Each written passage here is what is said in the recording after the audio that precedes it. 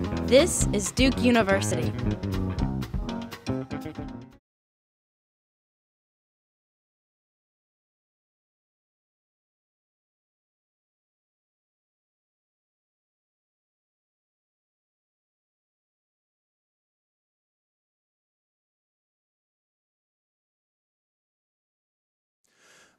I'd like to just take a moment to introduce our first two conversation partners, I might call them. We wanted this first session not to be a typical keynote sort of, comments from behind the podium. I'm behind the podium because that's where my notes are, but the first real session is a conversation, and we've modeled this conversation bringing together, I think, two really unique leaders that exemplify a lot of the themes I just talked about. The first is Chad Holliday, who is the former CEO and chairman of the board of the DuPont company. Chad is unique for anyone who spends any time in sustainable business circles. Chad Holliday's name is everywhere because he has a long track record of not only aspiring to a sustainable economy, but really driving an organization in that transformative process. And so I think not only the words, but really the actions to demonstrate what this might look like. Chad has also been part of many, many collaborative efforts, from the World Business Council for Sustainable Development to the Council on Competitiveness to other universities, and increasingly here at Duke, really partnering with us around this agenda. We're thrilled that one of the leading lights of sustainable business is here to be part of the opening conversation. His conversation partner today is Ritu Khanna, who is an MBA student and the co-president of the Net Impact organization. Again, Ritu is, I think, a great example of the kind of leader that we have here in our student body, and that has a vision and a set of experiences that she brought into this program. And I'm really excited for what Ritu and the others of you here in the audience are going to do when you leave this place with the kind of experiences that you've had.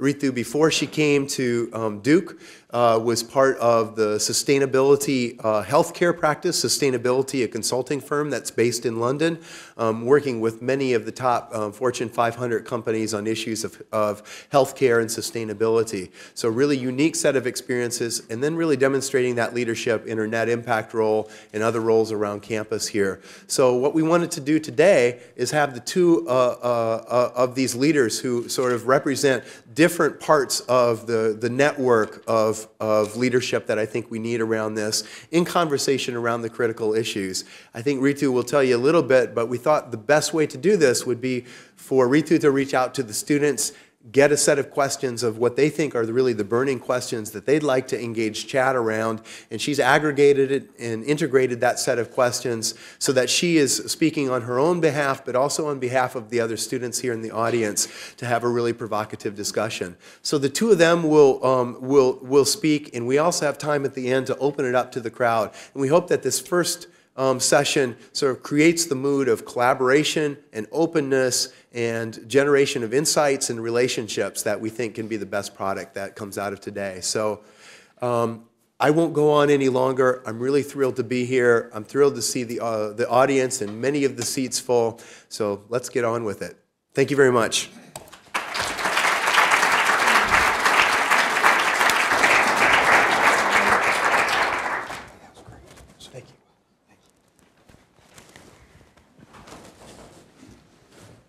Maybe I should move my chair so I can look at you better, just to start.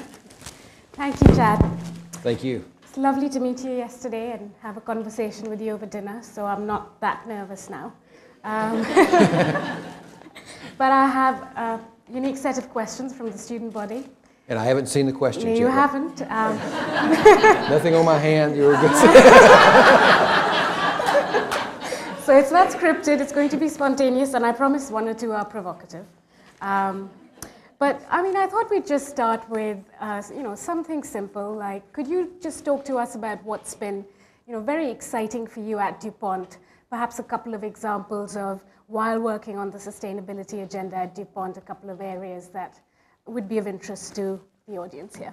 I think first, thank you for inviting me to be here, and I congratulate you on your interest in Duke and what it's doing. I think it's the leading edge institution in this whole area. I think net impact is, I've had a chance to speak at the national conference a couple years ago, is one of the most amazing things that kind of builds on what Dan said today about how a group of students can really have so much power in a very short period of time. So I think this is fantastic. And thinking about your question and what kind of net impact's doing, one thing we did very early on at DuPont is we tried to think about where we're heading. We're a 200-year-old company, and we already planning the 300th anniversary. We picked out the cake and everything. We paused about 20 years ago and put together, I think, a very unique way of scanning the environment. So there were 3 of us that co-chaired it. I came from the manufacturing side, production side. We had our chief scientist, and we had our chief governmental affairs person. And we put together a group of 60 people from around the world, different passports, different professions, gender diversity, strong. And then we asked each one of those 60 people to go find 4 or 5 partners. And so over a 6-month period of time, we would test a trend. And then a trend would be presented, this is why it's an important trend. Then we'd go test it with all of our networks, and we'd come back. And after 6 months of doing that, the environmental sustainability issue appeared to be number 1, number 2, number 3. It stood up so far above all the other trends. And we found some other very interesting trends. Yeah. But as far as impact on the company, both from an opportunity and a hazard space. So I think the unique way about doing that, then all of a sudden, it wasn't some top-down thing, as Dan described. It was kind of very much bottoms up that everybody bought into. And that way, when we hit a bump in the road, or like the political environment's not quite right like it is today, we never lost our course. So I think that's very important. I think that's kind of what net impact does. That's one example of your question. Yeah, and that just makes me think. So organizations like DuPont are massive and have entrenched cultures. So how much of your sustainability efforts were spent actually, fighting the inertia of culture, and how much of it was more trying to instill a vision? So we painted a vision around sustainable growth, and to us that means increasing shareholder value and societal value while reducing our environmental footprint.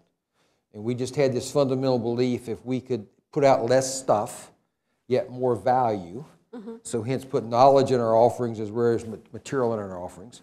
And that may mean teaching our customers or our customers' customers how to use our products better and thinking about supply chain. We had a great value proposition. So that's not like our sustainability mission, that's the mission of the company.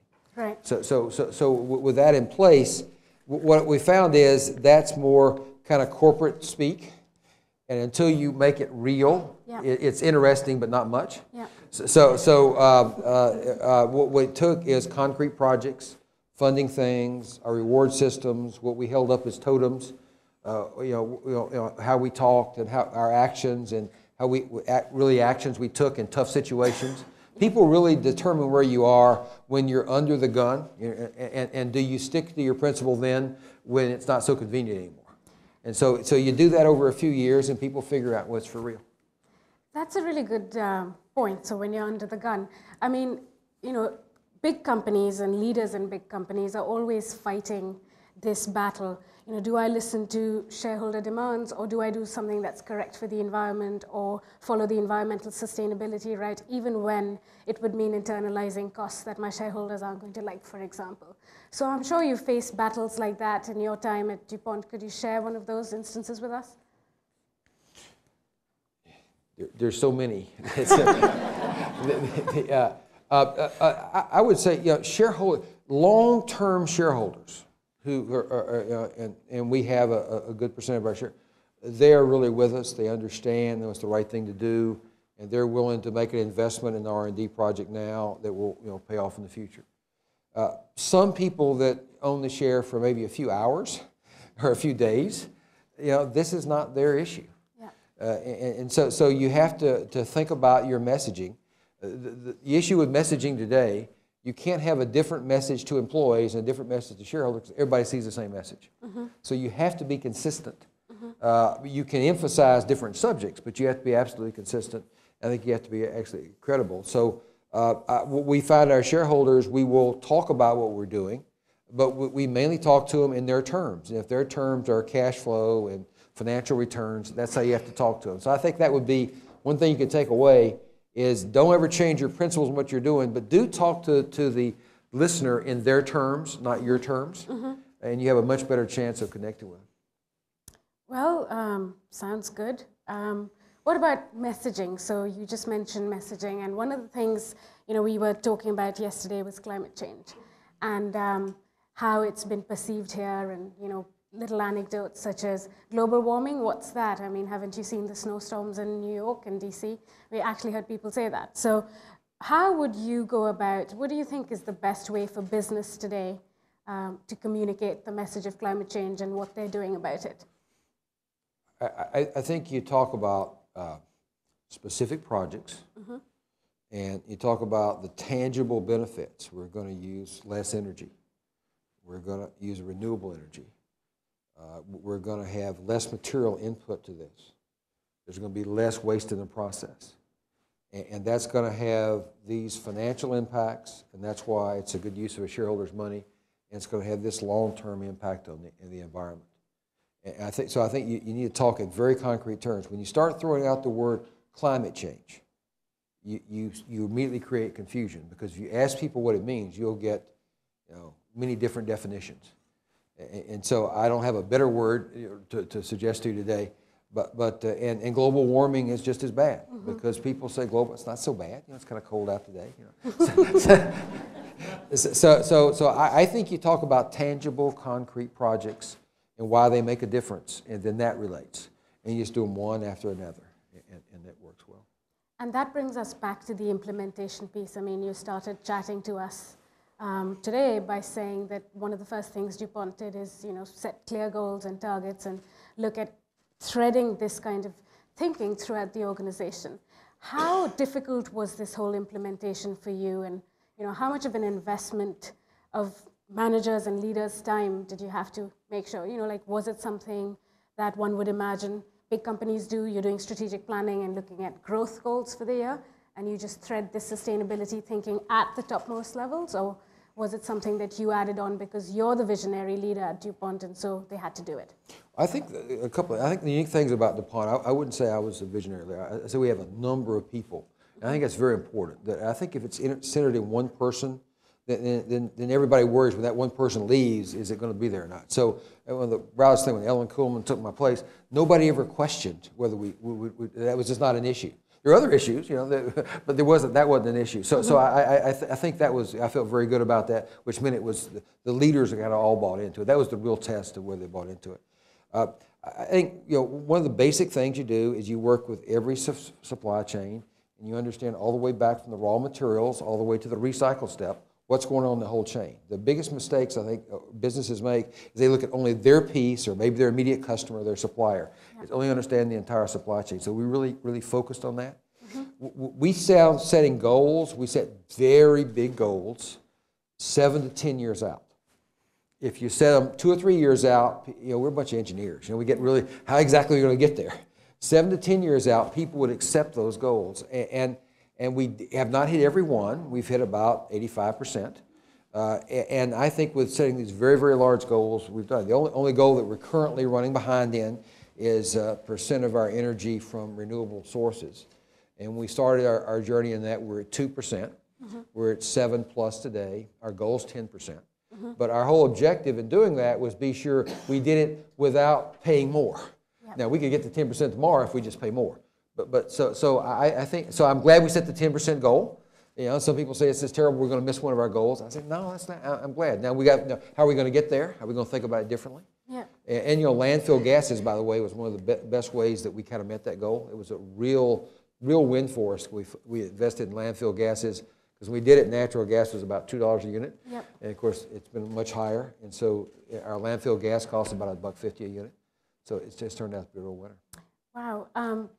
So supply chains. One of the questions that came out from the audience was, the difference between voluntary standards and legislation. And the question was, do you think that DuPont and other producers should take full responsibility from cradle to cradle, or that they should be waiting for legislation to come in before they do that? Well, what do you think about that philosophy? Let me answer it this way. I co-authored a book for the World Business Council Study and Development called Walking the Talk. Yep. and it had a big piece in there about corporate social responsibility. And there's still copies available if you like them outside. but they joke. We hadn't sold a whole lot of books, so they said we got to sell some of these books. So you got myself and my counterpart at Shell. We're going to go to London and we're going to have a debate.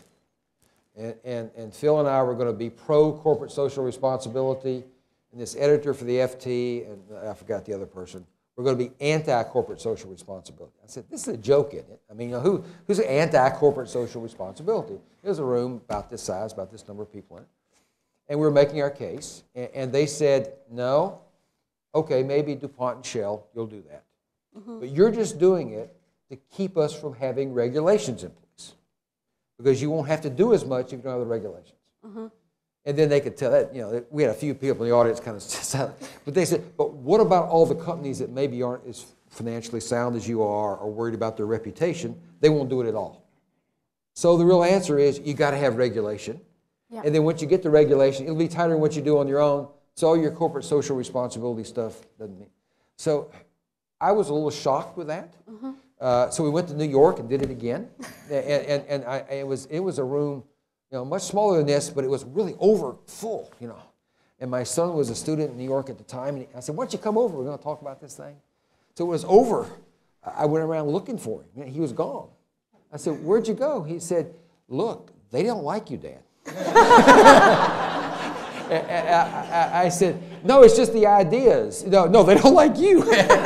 He said, we look too much alike. I want to get out of there. So I was saying, I can't move. We do have to have strong regulation. And to think every company is going to do it, it's just not practical. No. But I do think companies can be leaders. And if you think about it, you can make more money in doing it. So that was always our approach. We weren't doing it to be just a nice thing to do. We were doing it because we thought if we use less stuff, we use less energy. We've saved over $4 billion cumulative on our energy program, and we're really glad we did it. We started when the oil was like $20 a barrel. At $70 a barrel, a lot of those decisions even look better today than they did then. So I think that would be the message. That's interesting. So, you know, where there's a clear business case for sustainability in a company, it's much easier to convince your leaders and your shareholders and all of the other stakeholders, let's do this. And it's much easier to communicate as well. But there are often instances where there isn't a clear business case for sustainability, yet, as you say, there are leading organizations like DuPont who have been working and, you know, tirelessly continuing on that path. What do you think motivates them, even when there isn't a business case? I think if you're an organization that only plans to be in business another 2 years, you're probably not going to have that motivation. But I think you take a company like DuPont who is thinking about long term, I think that motivates you. You want to be ahead of the curve, not behind. What we found is very helpful to us is partnering with people that think differently than we do. And one of the things we pioneered was our relationship with NGOs. So we would invite in once or twice a year a group of 10 or so NGOs. We would present our business plans to them. Each of the leaders of a different NGO organization would stand up and say, based on everything they're seeing, here's a couple of changes you can make to your strategy that we think from and admittedly from their more narrow perspective, what their issue is, could be better. And then we spent a day and a half with our business leaders and the NGOs in small work groups saying, how can we incorporate those ideas? And it amazingly opened up our thinking to opportunities and hazards. You know, if you keep going like this, you're going to be in trouble. And so I think if companies will open up their planning processes to different ideas, and it can't be, I read the book, you know, it's got to be a real interaction and engagement, because we didn't do exactly what any of them said, but we kind of put that together with our plan. And I know it kind of shaped the mindset of our business leaders. We could have told them all the time, here's what you got to do to deal with NGOs, but after getting to know them, it was a whole different perspective. And so where we had kind of a rough battle with a few NGOs, that hadn't really been an issue in the last 10 years or so. I mean, and these are innovative practices, and, you know, it just brings me back to the thinking that we're all in this together. So, I mean, what do you think of China? You know, China is differently motivated, I could say, and where do you think China is going to go on this debate, and what level of influence is China going to have on the sustainability debate? And for the rest of us, I mean, who are leading? Well, we could probably spend the rest of the day on China. So try not to. Broad open question about China. China's done a lot of things right. The planned economy has some advantages. And you just wouldn't be planning an economy today without fully taking into account sustainability and limited resources. If you look at China's actions around the world, where they're going for energy supplies and other key raw materials and other places, you can debate how they're doing it and their approaches, but the fact they're thinking about it and understanding issues, you can't hardly debate that. So I have great confidence that China will come around. I think they're becoming a leader in a number of technologies, and I believe that they will come to the table with a meaningful greenhouse gas reduction at the point in time. As I look at their actions, they're very important. They do have an issue with the population and the development and how they keep it in balance. But I think if we as a country say, well, we can't act because of China, that's not very valid. I believe China will come to the table effectively. We saw that in the ozone issue. We talked a little bit with the group yesterday around CFCs. As we phased out of that, we found a very I think appropriate way for developed countries to phase down quicker and developing countries phase down slower, but we got the job done. And I think that's some combination like that will work here. But I'd like to go back to where Dan started us off. I am a little discouraged about some of our political processes. And Copenhagen, although we never had high hopes for Copenhagen, it came up a little bit below those hopes. And the legislation in this country, which was on a pretty good roll, I mean, the House did pass. It had a lot of bells and whistles. I thought the Christmas tree was about to fall down. So, but it was it was a lot of things right about that bill, and we supported it, even though we would change a few things. But it looks like that's kind of bogged down. So hopefully we'll get some kind of leadership. I think the nuclear things have been announced this week are a step in the right direction. So there's leadership coming out. But I think it's going to be ground up.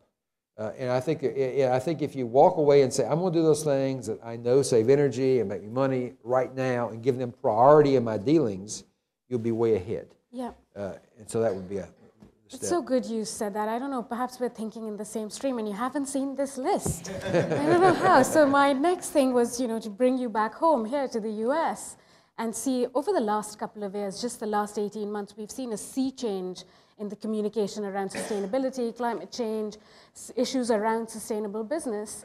And you see it in the media, and there's not so much propaganda right now from the climate change skeptics, etc. What about the US? I mean, you've mentioned something about the political process and the institutions, but what is the US's role, and where do you want to see this country in 5 years? Well, I think we do have a job to educate our elected leaders. So I was tested, I won't say which Senate committee, but it's a Senate committee, I was testifying. And it was tough. It was where normally you think about Republicans kind of being strong business and Democrats the other way. Republicans said really nasty things. It was, my mother would have been embarrassed to see. But it was about what we were doing, taking leadership in climate change. But this one senator turned to me and said, well, we didn't pass that Kyoto Treaty, and if DuPont had to live on the Kyoto Treaty, you would be bankrupt today.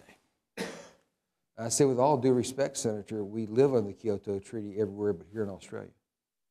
And he said, they can't make you do that. I said, yes, they can. So here was a very senior senator who I respect that actually went back and met one-on-one and was very supportive later. But just didn't get it, just didn't understand how this regulation worked. And when you think about they have to think about every issue in the world, from healthcare to all these different things. Yeah, I think we do have a job of educating them and helping them really understand. So before we just criticize them all the time, how do we educate them and help them understand that there are solutions to these problems? So I think that's one thing we need to do here. Yep. And you'd think they would know by now, but they are very, very busy. And I'm not trying to defend them, but nevertheless, so I'm more encouraged once we get out. I think more of them deep down do want to do the right thing. I think we can get some legislation, but I don't think we ought to wait. We ought to keep moving. So. And what do you think is the role of students coming out of business schools such as Fuqua in making that change?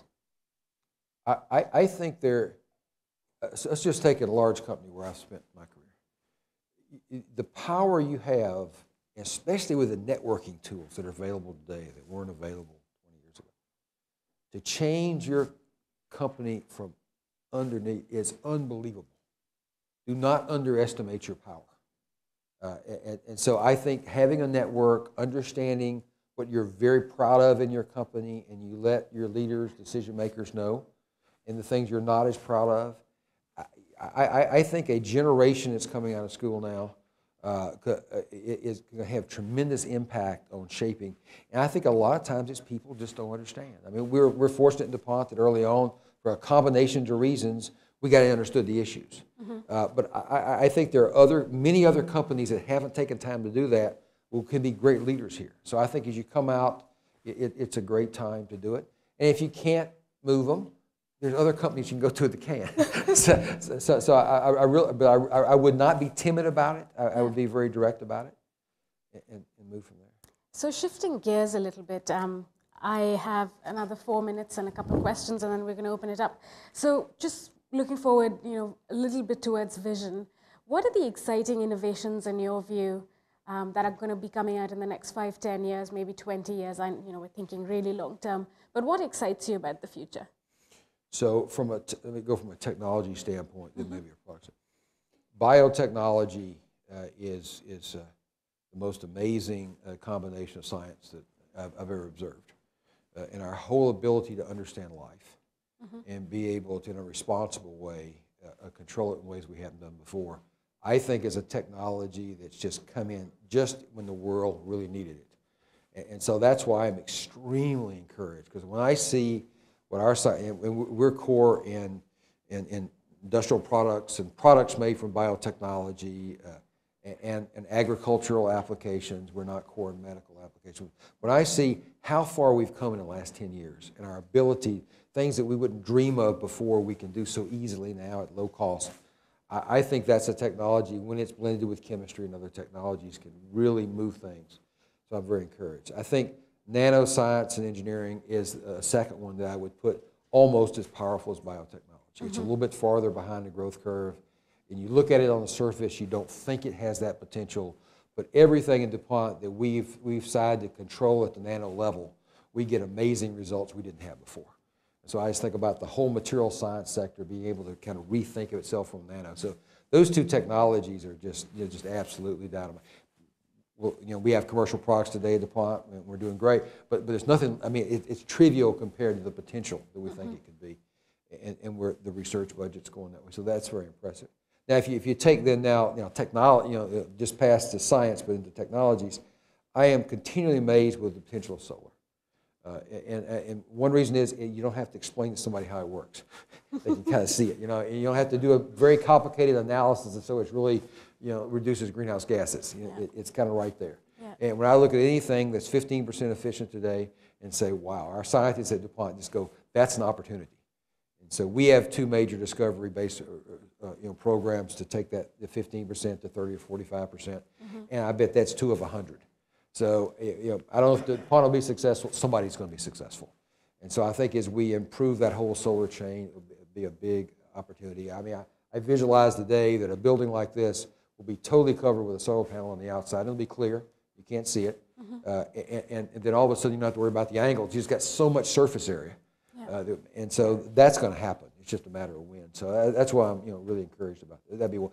I'm not taking away from all the others, but that one really stands out to me. And DuPont's core and biofuels from cellulosic, and so I got to say that's a good one too. But I think so. That's great. So with that, we're going to open it up to questions. And we have people at the back with mics, so if you would just raise your hand.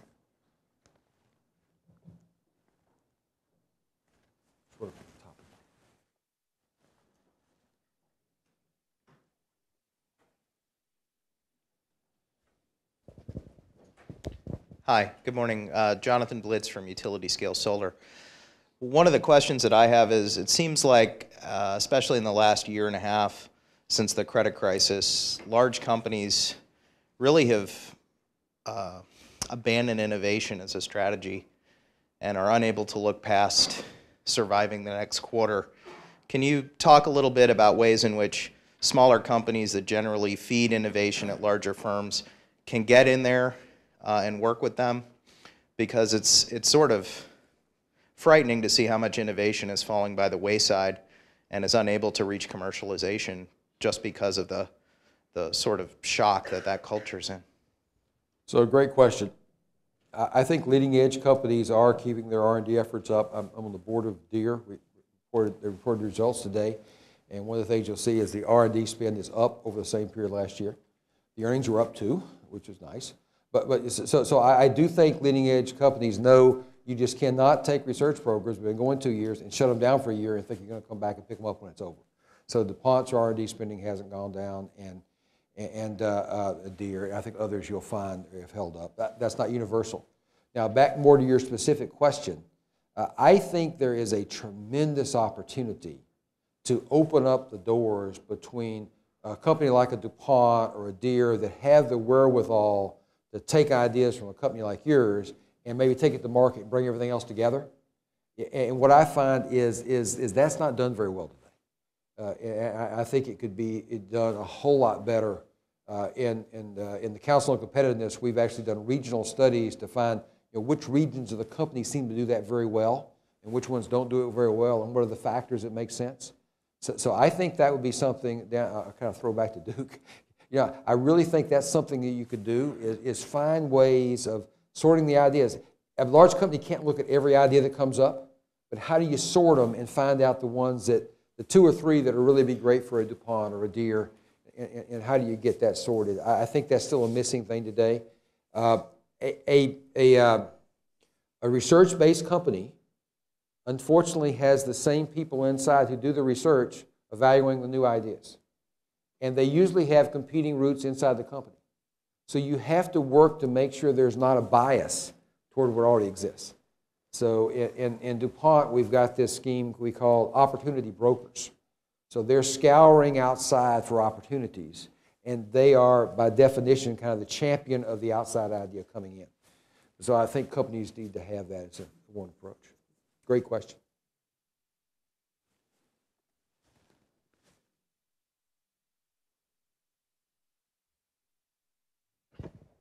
Good morning, Crystal Dorian with Energetics Climate.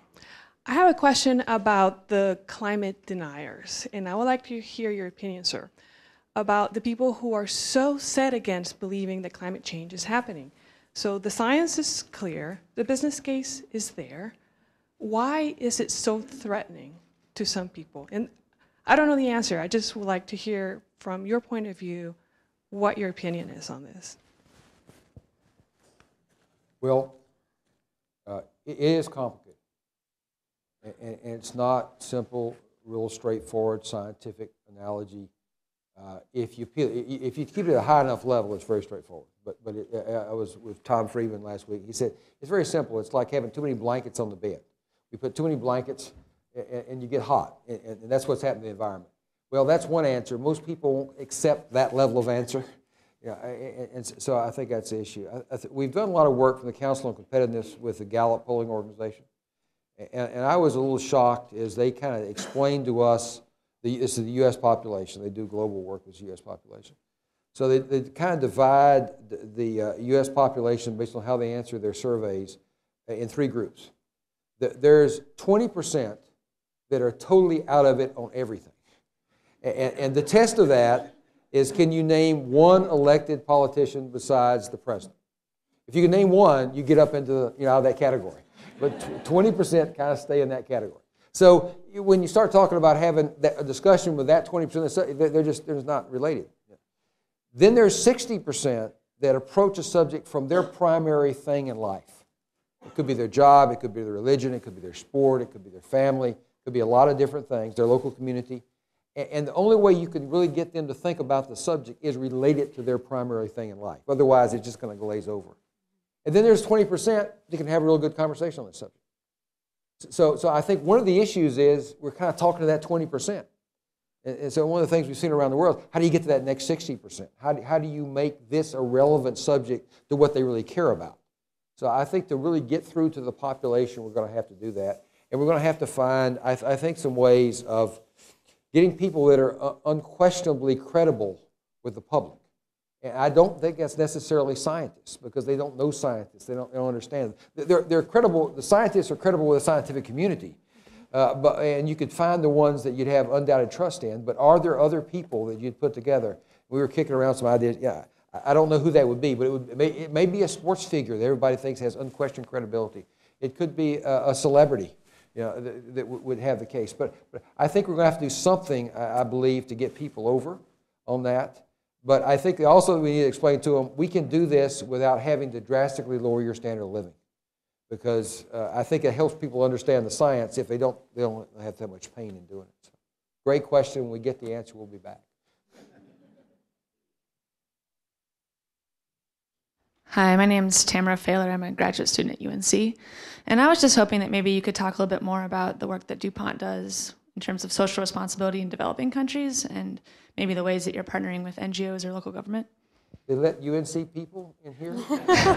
Yeah, I kind of flew in under the radar.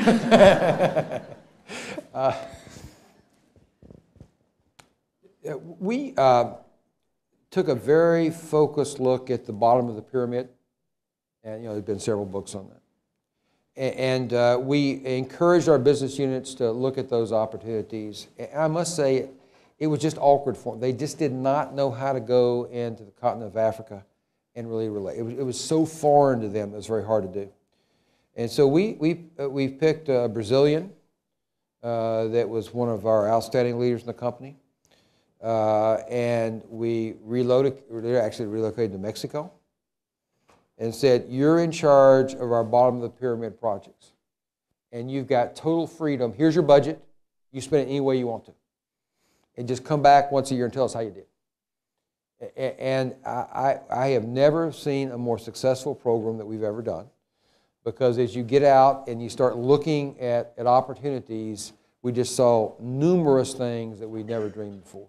Are they massively changing the bottom line? Not yet, but very, very successful. So I think the idea of allowing local autonomy, and allowing people dealing in developing countries and dealing at the bottom of the pyramid already is a big opportunity. One of our products that came from that is a product called Solacina. Has anybody ever heard of Solacina? It's not marketed here, but it's 50% mechanically deboned chicken and 50% soy. And so we were aiming at people that are just starting to move up that protein ladder, more protein in their diet, and rather than going to all chicken or beef or pork, we were able to go half and half. And we did a lot of marketing research. They branded it. Solacina is a name that sells in Mexico. And we've never seen more phenomenal takeoff of a product ever, because we're coming in at a price point that's below chicken, and yet we have a great product. It's extremely good, because you're starting people with a mindset. If we told them it was soy, they may not buy it. It's Solacina, and we had to stick with that about what it is. And so that's just one of the examples that came out of this work.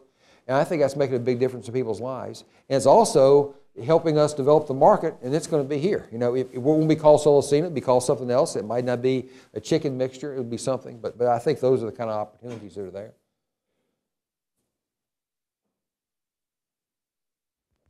Good morning. My name is Scott Ranby with Quintiles. And my question just is, as I've read more and more about new technologies and sustainability initiatives, it seems like there's really no one silver bullet. And even a technology like biofuels might have a trade-off in terms of using food products that otherwise would be feeding people to run, a power plant. Or, in Brazil, they're facing the issue of, should we keep our rainforests, or should we, cut some down to grow more sugarcane? And so I guess I'm just curious, Chad, to get your thoughts on when you at DuPont were going through your decision-making process around new technologies. How hard was it to not just want to try to latch on to that one silver bullet that, and maybe try to ignore some of the negative aspects of it? Because I think it's hard to hold in your head all the costs and benefits of every single competing technology. So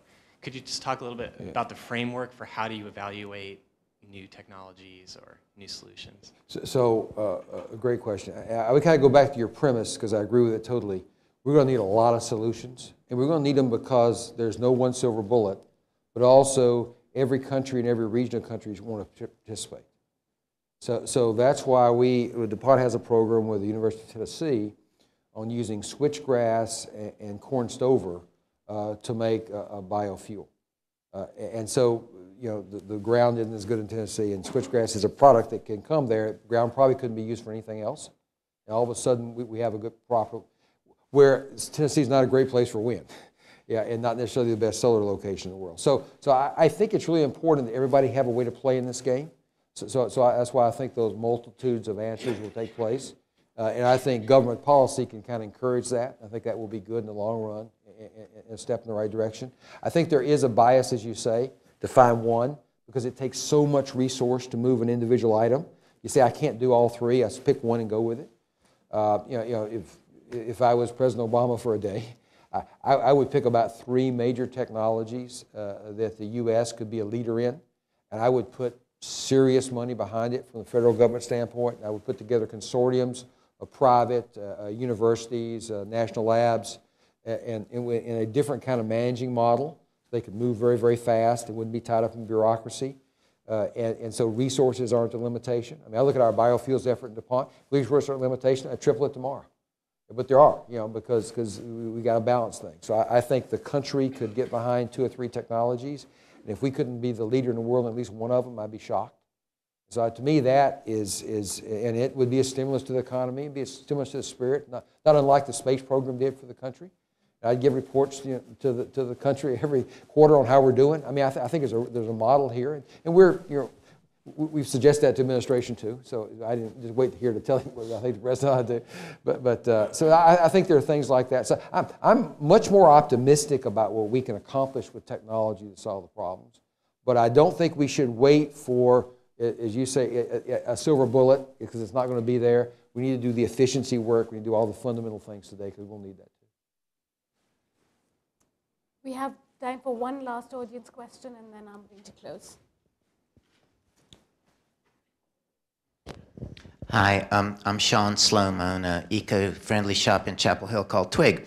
But I'm interested in the effect of money in politics. It's fine to educate politicians, but if their decision-making process is being influenced by special interests, then it's sort of not an effective way to change policy. Do you have any good ideas for a general citizen, a public citizen, in a way to bring those corrupting influences of money into the light? During the Waxman-Markey climate change energy bill, it was a very close vote. And a group called the U.S. Climate Action Partnership with some companies and NGOs, we were trying to urge its passing. I had 4 House members that were mine to work with. And so if you just talk to them just before the vote, it's kind of late. So I've been talking to them over months, and I knew the pressures they were getting. There's one congressman, I was talking with him an hour before the vote. And I said, well, what are your calls saying? He said, well, it's 300 against and 3 for. I said, but I'm calling that, okay, 4 for. So I said, it's tremendous pressure. And I said, but we've talked about this, we've shown you the data, you know it's the right thing to do. You know what it's going to be. You're going to get, what's the right thing to do? He said, yeah, but I got elected, and there's issues, and you don't understand politics. I said, no, I don't. But he voted yes. So I think one thing you do is have credible people from universities, from organizations like yours, large organizations, building a relationship. And I think throwing around money is the exact wrong thing to do. You need to come from a principle base that's the right thing, and let me explain why. And get directly to the congressman where you can, not just the staff. And so I think that's how our democracy works. And so I just would give up on that democracy. I would just keep doing that along the way. I think some of the Supreme Court rulings are not in the right direction. I think the idea if big money could buy, that's the wrong thing. And hopefully people will rise up against that and make it pretty unpalatable for people to make some of those sums that would be enough to sway people. I think, again, I'm very optimistic that we have a resilient society that can adjust to the times. And this is a time we need to do some adjusting, but I'm much more positive that we will adjust, not that we have to give up. Is this the last question? Go ahead. So, question for you. Yes. So, what is the net impact group at Duke really trying to accomplish? and what are your major goals for this year? Okay, I'm not going to be president in a week, so I can say whatever I want. So our goals for the last academic year, so what we were trying to accomplish was not very simple and a little intangible, but what we wanted to do was to actually mainstream the idea of sustainability. So what we'd historically seen is that the net impact group had always been looked at as the do-gooder group or the group that's green, and we were just not happy with all of those labels, because what we truly understood, and I speak for my co-president Michelle, who's here as well, right when we came into the role, was that sustainability is about cross-disciplinary action, collaboration, and an understanding across every single sector and functional area of business that this is a valuable pursuit. And so we wanted to engage all of our fellow students, as well as our faculty, in all of the other functional areas within this space. And this conference does that really well, in having the entrepreneurship, marketing strategy, and finance tracks. And we wanted to show how sustainability is being woven in all of these discipline areas, and how it is important to all of these discipline areas. And it's not about just philanthropy or doing good, which have a place and are very important, and we do believe in service, but we also wanted it to be mainstreamed. And it all culminates in this particular event. I think we've been successful in a number of areas across the year, and there's still a lot of work to be done. So the 2 new presidents that are going to come in will have a lot to do. Great. Thank you. You're welcome. You're not done yet. There's 2 things I have to do. One is, I was asked by everyone to ask you for sort of a personal question. And if you could just give us, nothing scary, just give us some advice. So, what advice would you give all of us going into our journeys? I mean, we're at the start of our journeys in some ways, and we'd just love to hear some wisdom from your journey. Well, I first would compliment the field you're working in. I think it's the largest market that we'll face in the next several decades. And then you got to find your personal niche in that, how you want to do it. And I'm not saying that's easy, but at least you're working in the right area. Yeah, so I think that's a step. I think no matter where you elect to work, whether it be a large company, a small company, create your own company, a university, NGO, you should really value the ethics and the standards that organization lives by. And be sure that those standards and ethics are equal to yours. And if they're not, you should get out pretty quick. So I think that's very important. Do not be in an organization that you think might embarrass you someday because of what they do. And I think any of the different ones I named could, and all of them can be great too. So I think that's the first step. Second, really enjoy the work you're doing. If you don't really want to go to work, then there's probably a sign. Now, everybody has a bad day. I'm not talking about one day. But I think fundamentally, you got to feel like what you're doing is worthwhile, it's meaningful, that it's using your full skills and capabilities. And if it's not, I think the first thing to do before I would change jobs is I'd try to change the job you're in.